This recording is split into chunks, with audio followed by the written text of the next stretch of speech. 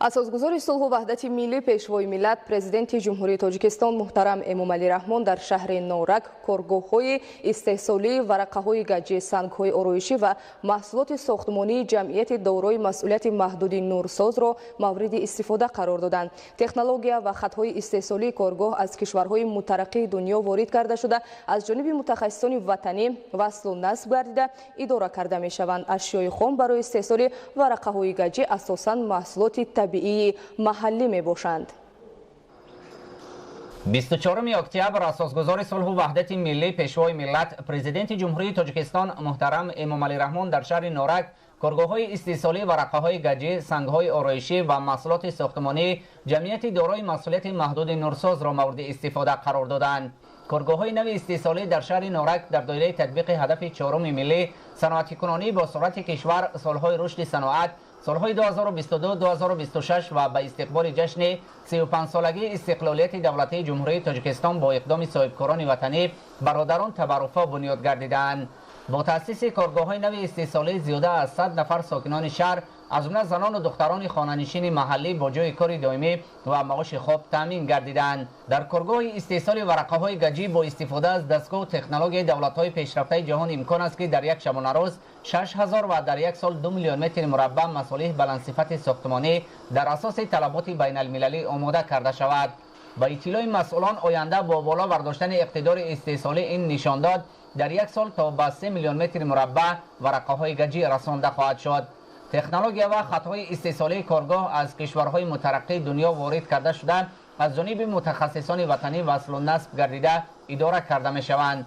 اشیاء خام برای استحصال ورقه‌های گچی اساساً محصولات طبیعی محلی می باشند.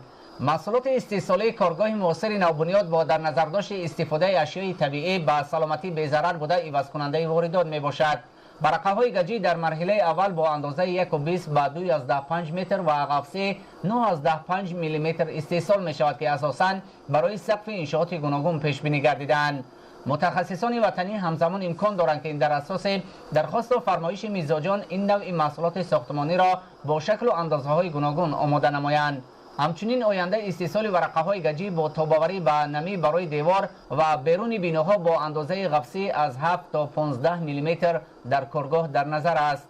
با مقصد استفاده صرفه‌کارانه نیروی برق فعالیت قسم هواگرمیدهی کارگاه برای خشک کردن ورقه‌های گچی و تیار نمودن این نوع محصولات ساختمانی با انگشت سنگ به راه مانده شده است. همچنین برای پیشگیری از پرتاب هر گونه آلودگی‌ها به محیط اطراف در کارگاه هواکشک‌های خودکار با اصول معاصر نصب گردیدند. ما صاحبکاران وطنی دستور هدایت‌های پیشوای ملت پرزیدنت جمهوری تاجیکستان محترم امامعلی رحمان را سرمشق کار فعالیت قرار داده در جواب با امتیازها و دستگیری‌های همیشگی‌شان کوشش می‌کنیم در تطبیق هدف‌های استراتژی سهم نظررس خود را گذاریم. استحصال محصولات‌ها در کارگاه ما با استفاده از امکانات و اقتدارهای فراخ وطنی عملی می‌گردد. محصولات‌های ما در مرحله اول برای تأمین بازارهای داخلی روانه شده است و در آینده در اساس مصلحت‌های سرور دولت اقتدار استحصالی کارخانه را زیاد نموده صادرات را هم به راه می‌مونیم. فعالیت کارگاه سنگ‌های آرایشی در نزد جمعیت دارای مسئولیت محدود نورساز با استفاده از تکنولوژی نسل نو و کارکرد اشیاء خام خودی به راه مانده شده محصولات اعلی صفت آماده می‌گردد. تجهیزات کارکرد سنگ‌های آرایشی رقمی حاضر زمان بوده متخصصان ورزیده وطنی با استفاده از سنگ‌های طبیعی کوه‌های شهر نورک و ناحیه فیض‌آباد سه نوع محصولات آرایشی از جمله کبود، سفید و سرخ را با رعایت معیارهای جهانی آماده می‌کنند. محصولات نهایی کارگاه از لحاظ صفت مستحکم و استوار بوده به سلامتی بی‌ضرر میباشد. در کارگاه سنگ‌های آرایشی جمعیت دارای مسئولیت محدود نورساز امکان است که با سفته‌کنی و کارکرد 1000 متر مکعب سنگ‌های طبیعی در یک سال 8000 متر مربع محصولات آرایشی برای دیوار و راهرو و گلگشت را آماده کرده شود. کارگاه استحصال محصولات ساختمانی در نزد کارخانه نورساز با در نظر داشت قانع ساختن طلبات داخلی بنیاد گردیده در آن استحصال محصولات عوض کننده واردات به راه مانده شده است. در این کارگاه اساساً استحصال شیرش، شپکلافکا، رادبند و گچ با استفاده از امکانات موجوده اساساً با مقصد تامین بازارهای داخلی عملی می‌گردد. اقتدار استحصالی کارگاه در یک سال 800 تن محصولات با صفت ساختمانی میباشد. برای کارمندان مهندسی و تکنیکی همچنین بینای معمولی با حجره‌های کاری و آشخانه با 25 جای نشست ساخته شده است.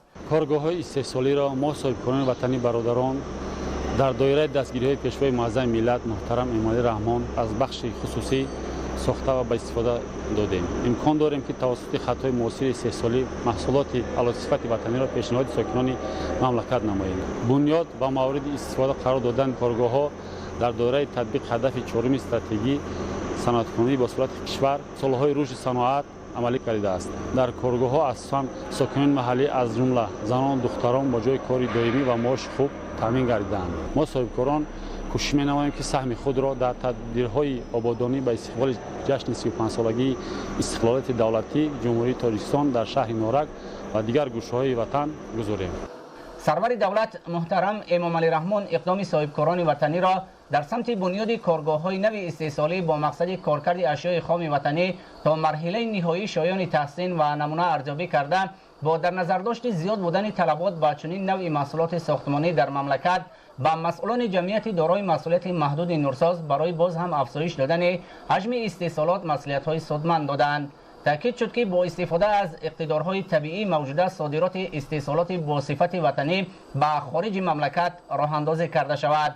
مینتواری خود را به سرور دولت پیشوای ملت محترم امامعلی رحمان میرسانم که برای ما جوانان چنین شرایط کاری را به ما مهیا می‌نمایند. در جواب به چنین غمخواری‌های پیشوای ملت صادقانه برای تاجیکستان عزیز خود خدمت می‌نماییم و در کارهای آبادانی و سازندگی همیشه سهم خود را می‌گذاریم.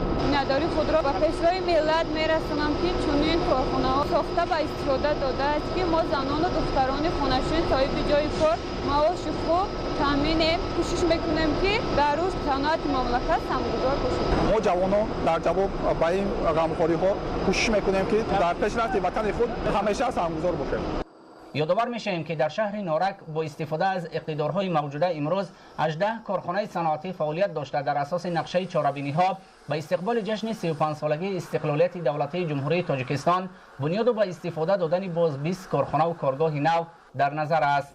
طبق معلومات صنعتچیان شهر نورک حجم استحصال محصولات را در 9 ماه سال 2022 به بیش از 1 میلیارد و 280 میلیون سومانی رساندند که نشانداد مذکور نسبت به همین دوره سال گذشته 6.9 میلیون سومانی زیاد می باشد. در شهر نورک امکانات و اقتدارهای فراخ در سمت بنیاد کارخانه و کارگاه‌های صنعتی امکان می‌دهد که صاحبکاران وطنی در تطبیق هدف چهارم استراتژی صنعتی کنانی با صورت کشور با این راه در تأسیس جایهای نوی کاری و بلند برداشتن سطح نیکوحوالی ساکنان سهم بیشتر خود را گذارند.